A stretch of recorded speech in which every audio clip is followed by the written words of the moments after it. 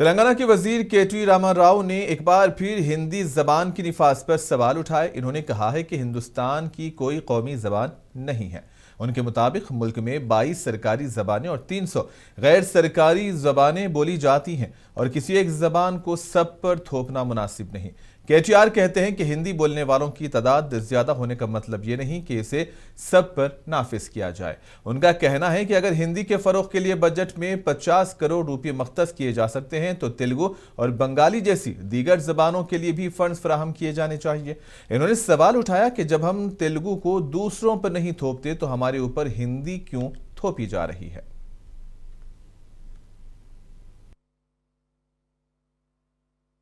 भारत सरकार जब 50 करोड़ रुपया बजट में रखती है कि हिंदी को प्रमोट करना है पूरे भारत में, और जब एक पैसा भी नहीं देती है तेलुगु को प्रमोट करने के लिए, बांग्ला को प्रमोट करने के लिए, मैं क्या समझूं उसको?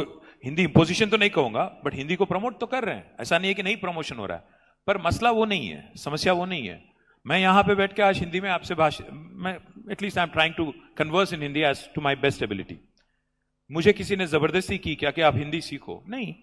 पर अगर कल कोई ये कहेगा कि भारत में जितने भी राज्य हैं, 28 राज्य, और हर राज्य में कल अगर आपको सीआरपीएफ में आना है या भारत को कोई किसी को आर्मी में आना है या कोई रेलवेज में काम होना है तो आपको हिंदी में परीक्षा लिखना पड़े, तो ये तो गलत है। क्योंकि जितने भी रीजनल लैंग्वेजेस है, क्योंकि भारत का तो कोई राष्ट्रीय भाषा है नहीं। India has no national language. India has 22 official languages, 300 unofficial languages, some languages which do not even have a script. So all I'm saying is, I'm not going to enforce Telugu on you. Why are you enforcing or imposing Hindi on me?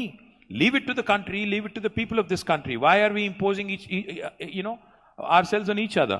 Hindi imposition. See, for example, if Tamil Nadu feels very strongly, or Karnataka feels very strongly, or even Maharashtra feels very strongly, or Telangana feels very strongly, that Hindi should not be imposed. So